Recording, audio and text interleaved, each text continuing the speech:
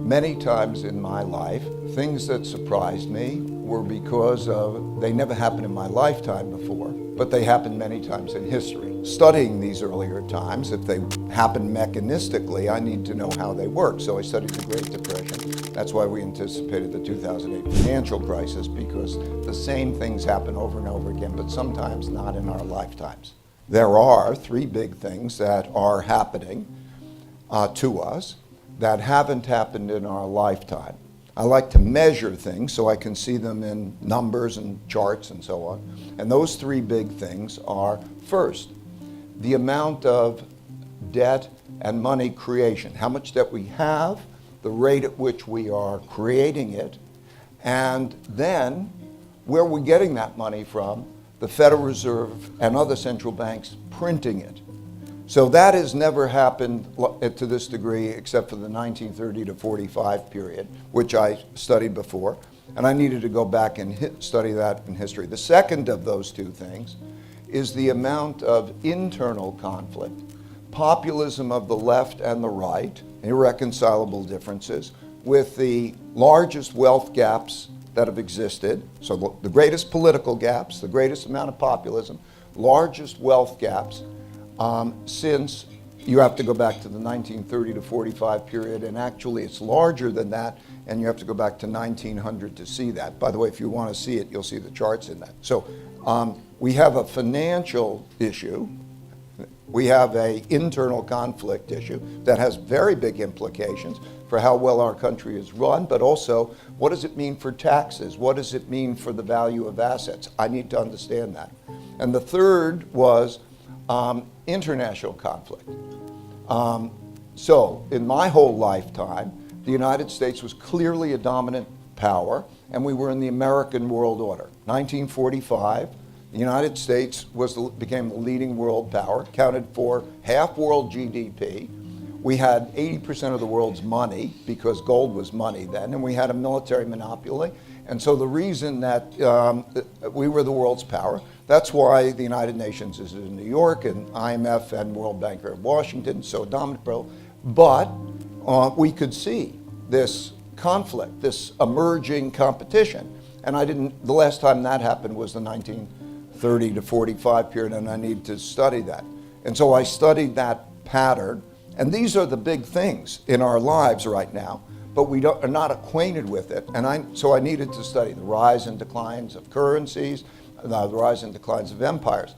And because these cycles go on over a long period of time, I needed to see enough of those cases, so I had to go back, let's say, the 500 years. So I studied all of those. Now, I'm not an academic, I'm a practitioner.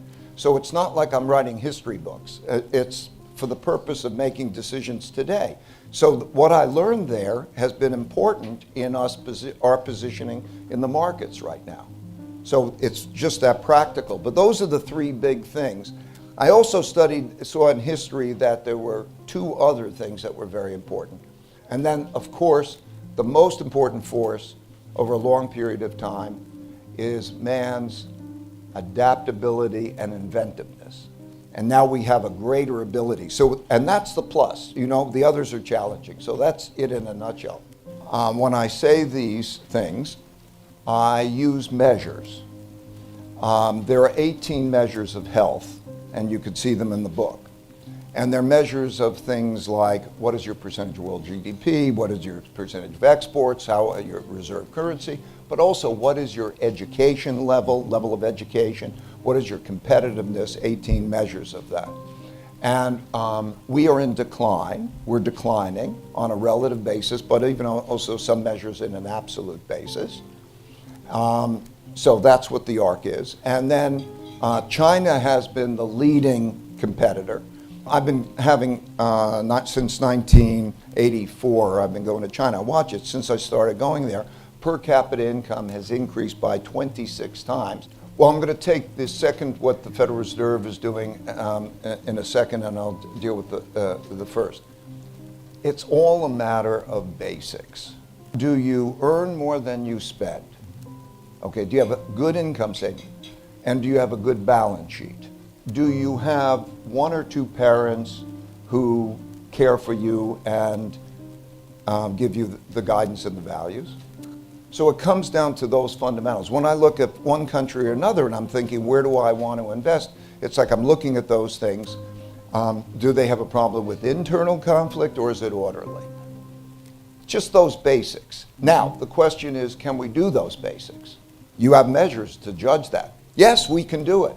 And I think the most important thing is how we are with each other.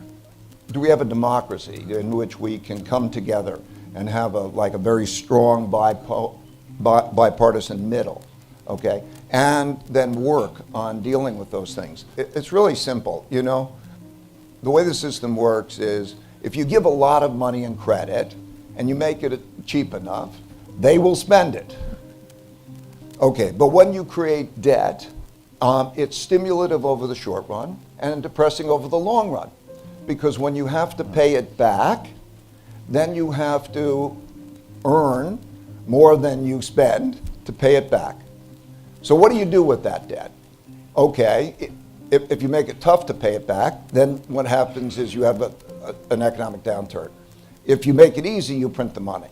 And that's the cycle.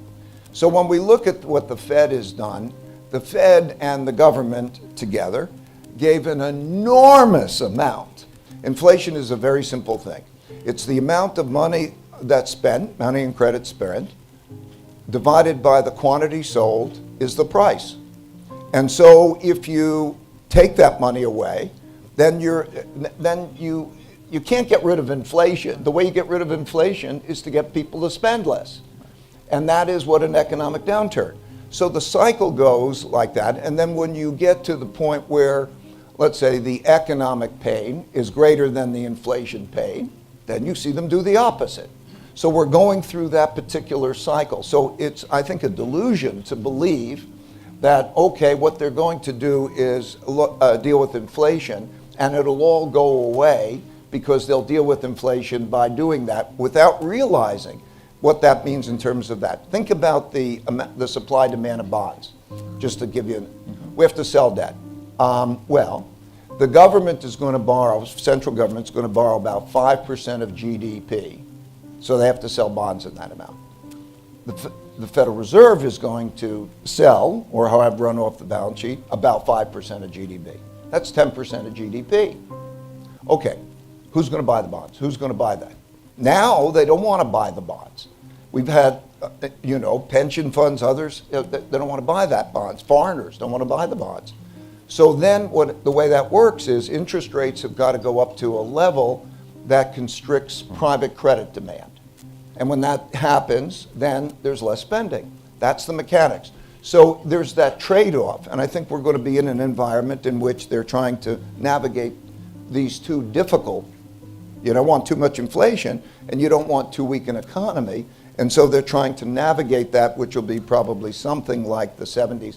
And that's all happening in the context of the political conflict, which is very important, right, and the international conflict, because the international conflict has bearing on things like inflation, supply lines, and all of that.